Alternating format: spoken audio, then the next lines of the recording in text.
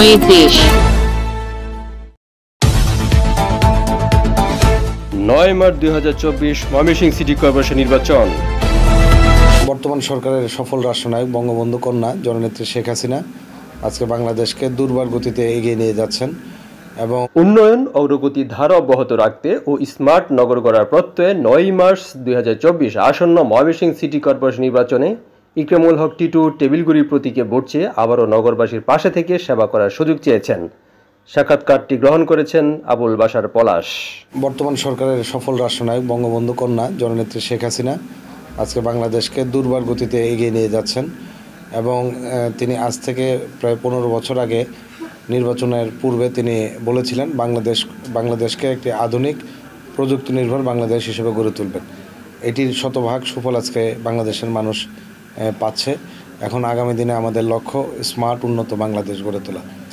আজকে আমরা সেই রোডম্যাপ অনুযায়ী ময়মনসিংহ সিটি কর্পোরেশন আমরা বিভিন্ন পরিকল্পনা আমরা ইতিমধ্যে আমরা করে সেগুলো আংশিক বাস্তবায়ন করেছি। তার মধ্যে আমাদের 5টি সার্ভিস যেগুলো অনলাইন ভিত্তিতে আমরা এই সেবাগুলো মানুষের কাছে পৌঁছে দিচ্ছি এবং আমরা আরও কিছু সেবা যাতে করে আমরা সহজে মানুষের কাছে পৌঁছে দিতে পারি সেই লক্ষ্যে আমাদের কিছু পরামর্শক প্রতিষ্ঠান কাজ করে যাচ্ছেন। আমরা আশা করছি যে সেটির আগামী দিনে সেটির পূর্ণাঙ্গতা পাবে এবং এছাড়াও আমরা আমাদের এই ধরনের আরও কিছু বিশেষজ্ঞগণ আছেন তাদেরকে নিয়ে আমরা কথা বলেছি যে বিভিন্ন অ্যাপসের মাধ্যমে আমাদের সম্মানিত নাগরিকবৃন্দ সরাসরি যেন সিটি কর্পোরেশনের সংশ্লিষ্ট বিভাগ শাখা বা মেয়র বা যাদের সঙ্গে প্রয়োজন সেই অ্যাপসের মাধ্যমে যেন সরাসরি যোগাযোগটা রক্ষা করতে পারেন এবং তার চাহিদা যেন পূরণ করা যায় সেই আলোকে আমরা পদক্ষেপ ইতিমধ্যে নিয়েছি, সেটিও প্রক্রিয়াধীন রয়েছে। এছাড়াও যে আমাদের যারা সেবা গ্রহীতা বিভিন্ন কর পরিশোধ করে থাকেন তারা যেন বিভিন্ন আমাদের মাধ্যমে যেন সেই করগুলো সহজভাবে পরিশোধ করতে পারেন সেই উদ্যোগ আমরা নিয়েছি, সেটির সঙ্গে চুক্তিবদ্ধ হয়েছে, তারাও কাজ করছেন। অর্থাৎ আমরা সেই রোডম্যাপ ধরে এগিয়ে যাচ্ছি। আগামী 9 তারিখ আমাদের সম্মানিত নাগরিকবৃন্দ যদি আমাকে সেই সুযোগ দান করেন ঘড়ি প্রতীকে ভোট দিয়ে নির্বাচিত করে তাদের সেবা করার সেই সুযোগটুকু যদি দান করেন নিশ্চয়ই সেগুলো বাস্তবায়নের মাধ্যমে আমরা ময়মনসিংহকে আরও প্রযুক্তি নির্ভর ময়মনসিংহ সেবা গড়ে তোলার জন্য আমাদের অবস্থান থেকে কাজ করে যাব। এছাড়াও আমরা আমাদের বর্জ্য ব্যবস্থাপনা উন্নয়নের জন্য বিভিন্ন জায়গায় ক্লোজ সার্কিট ক্যামেরা আমরা স্থাপন করেছি, যার মাধ্যমে আমরা যারা নির্দিষ্ট সময়ের বাইরে ময়লা আবর্জনা ফেলেন তাদেরকে যেন সতর্ক করতে পারি, তাদেরকে যেন অনুরোধ করা যায় সেই জন্য আমরা এটি করে যাচ্ছি এবং এটির মাধ্যমে আমাদের চুরি ছিনতাই যেন রোধ করা যায় সেটিও আমরা করে যাচ্ছি। ভবিষ্যতে এটি নেটওয়ার্কিং আরও বৃদ্ধি করার আমাদের সেই পরিকল্পনা রয়েছে। এমনিভাবে প্রত্যেকটি জায়গায় যেখানে অ্যাড্রেস করা প্রয়োজন সেগুলো আমরা করে যাচ্ছি। এটি আসলে যদি আবারও বলতে হয় যদি আল্লাহ পাক সেই সুযোগ দান করেন অবশ্যই সেটির পূর্ণাঙ্গতা নিশ্চিত করার জন্য আমার পক্ষ থেকে আমি ইনশাল্লাহ চেষ্টা করে দেব। আসলে যে ধীরগতির বিষয়টি নিয়ে যেটি কথা উঠেছে এই বিষয়ে আমরা যতদূর জানার চেষ্টা করেছি এখান থেকে যে বিশ্লেষণগুলো এসেছে আপনারা নিশ্চয়ই জানেন যে আমাদের ময়মনসিংহ নগরের ভিতরে অনেকগুলো রেলগেট রয়েছে, যে রেলগুলো একসময় ম্যানুয়াল সিস্টেমে যেগুলো পরিচালিত হতো, বর্তমানে সেগুলো অটোমেটিক পদ্ধতিতে সেগুলো পরিচালিত হচ্ছে, যার ফলে একটি স্টেশন ত্যাগ করার সঙ্গে সঙ্গে সেটি 15-20 মিনিট অর্থাৎ 15-20 মিনিট আগে সেই রেলগুলো বন্ধ হয়ে যায়। এটি যদি আমরা হিসাব করি আমাদের সবচেয়ে শহরের ব্যস্ততম সড়ক তার মধ্যে অন্যতম শানকিপাড়া রেলগেট, তারপরে আকুয়া মাদ্রাসা কোয়ার্টার এবং এরপরে নতুন বাজার রেল ক্রসিং, এরপরে বিদ্যাময় স্কুলের পেছনে যে পচা পুকুর পাড়ের সাথে যেটি সংযুক্ত হয়েছে সেটি, এরপরে সিকে ঘোষ রোড। আমরা যদি হিসাব করি যে ময়মনসিংহ রেলওয়ে স্টেশনে আসার আগে এই 5টি আমাদের রেলগেট যদি 25 থেকে 30 মিনিট বন্ধ থাকে তাহলে এটিকে কেন্দ্র করে তীব্র যানজটের সৃষ্টি হয়, যার ফলে যে এইখানে একই জায়গায় আমাদের 20 থেকে 30 মিনিট এখানে বসে থাকতে হয়। সেই অ্যাসেসমেন্টগুলোতেও এই চিত্রগুলো উঠে এসেছে, এটি একটি অন্যতম প্রধান কারণ। এছাড়াও আমাদের দূরপাল্লার যে বাহনগুলো আছে বিশেষ করে দেখবেন যেগুলো আমাদের বাইপাস মোড় বা ব্রিজের মোড়ে সেগুলো বিভিন্ন সময় এখানে দীর্ঘ জটের সৃষ্টি হয়। সেখানে আধুনিক ট্রাফিকিং ব্যবস্থা সেটি জোরদার করতে হবে। এটি আসলে আমরা ট্রাফিক বিভাগকে একাধিকবার আমরা অনুরোধ করেছি।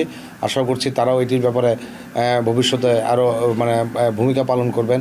জনবল বৃদ্ধি, তাদেরকে আরও উন্নত প্রশিক্ষণ দেওয়া বা ট্রাফিকিং সিস্টেম এগুলো করা।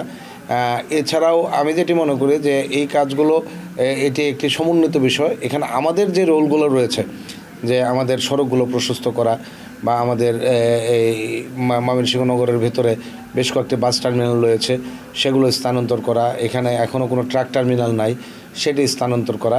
সেই ধরনের আমরা কিন্তু পরামর্শক প্রতিষ্ঠানের মাধ্যমে আমরা সেই প্রকল্পগুলো প্রণয়ন করে আমরা স্থানীয় সরকার মন্ত্রণালয়ে সেগুলো দাখিল করেছি। কিন্তু কোভিড-19 পরিস্থিতি এবং পরবর্তীতে ইউক্রেন রাশিয়ার যুদ্ধ অবস্থা, যেটির ফলে বৈশ্বিক মন্দার সৃষ্টি হয় এবং এই বৈশ্বিক মন্দার কারণে সরকার বেশ কিছু সাশ্রয়ী নীতি গ্রহণ করেন। নতুন প্রকল্প অনুমোদন, প্রকল্পে অর্থ ছাড়, এই বিষয়ে বিভিন্ন সিদ্ধান্ত গ্রহণ করা হয়। সেদিক থেকে যদি আমরা বলি যে আসলে আমরা 4 বছর 9 মাস আগে দায়িত্ব নিয়েছিলাম, কিন্তু আমরা স্বাভাবিক পরিস্থিতিতে 6 মাসের বেশি কাজ করতে পারি নাই। তো এই প্রতিবন্ধকতা না থাকলে আমাদের সড়কগুলো প্রশস্ত করা সম্ভব হতো, ইন্টারসেকশনগুলো প্রশস্ত করা সম্ভব হতো এবং এই টার্মিনালগুলো আমরা স্থানান্তর করতে পারতাম। তো যাই হোক, যদি ভবিষ্যতে এই সুযোগগুলো আসে, আমাদের পক্ষ থেকে যেগুলো করার সেগুলো যেমন সিটি কর্পোরেশনে বাস্তবায়নের জন্য কার্যকরী পদক্ষেপ নেবেন এবং রেল বিভাগ এবং ট্রাফিক বিভাগ এবং সড়ক ও জনপথের যে 40 কিলোমিটার রাস্তা রয়েছে, এগুলোর জন্য আমরা সমন্বিত উদ্যোগ আমাদের নিতে হবে। তাদেরকে আমরা অনুরোধ করব যে তারা যেন এই বিষয়ে কার্যকরী পদক্ষেপ নেয় এবং এটির থেকে আমি মনে করি যে আমরা যদি সমন্বিতভাবে কাজগুলো আমরা করতে পারি, তাহলে আমাদের যে বর্তমান যে সমস্যা, সেটি থেকে আমরা ইনশাল্লাহ বেরিয়ে আসতে পারব। আপনারা জানেন যে বর্তমান সরকার সুষ্ঠু এবং স্বচ্ছ এবং অংশগ্রহণমূলক নির্বাচনের জন্য সকল সময় বিভিন্ন যে পদক্ষেপ নিয়েছেন, তার সুফল কিন্তু আমরা সেগুলো ভোগ করছি। অর্থাৎ গণতান্ত্রিক প্রক্রিয়া, যার ভোট তিনিই দেবেন এবং যাকে খুশি তাকে দেবেন।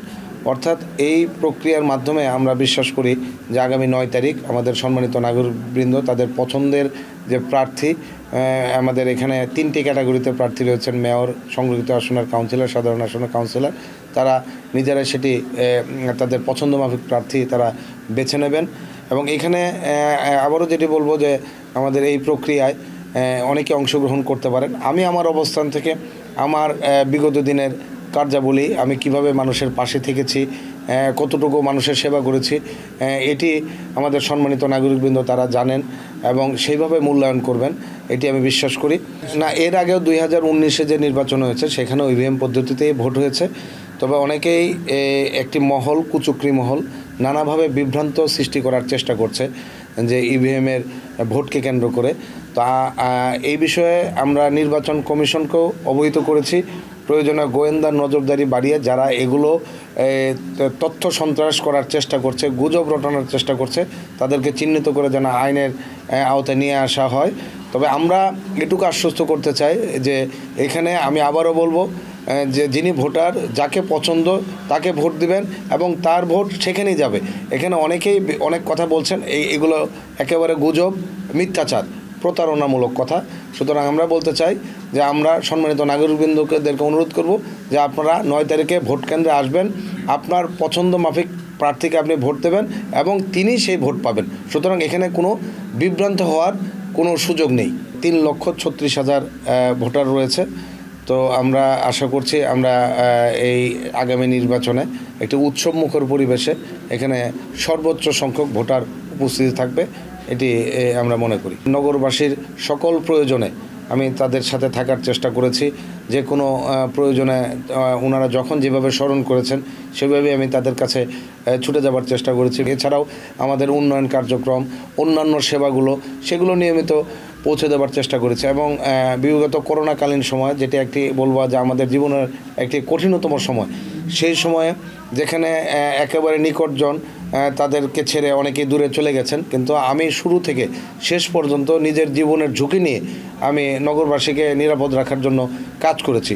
সুতরাং সার্বিক দিক থেকে আমি আমার সম্মানিত নাগরিকবৃন্দদের প্রতি সে আস্থা বিশ্বাস থেকে বলতে পারি তারা সেটি মূল্যায়ন করে আগামী 9 তারিখে টেবিল ঘড়ি মার্কায় তারা আমাকে ভোট দিবেন এবং আমি বিশ্বাস করি তাদের ভোটে বিজয়ী হয়ে আমি আবারও ইনশাল্লাহ আমি আমাদের সম্মানিত নাগরিকবৃন্দদের সেবায় নিয়োজিত থাকবো, এটি আমি বিশ্বাস করি।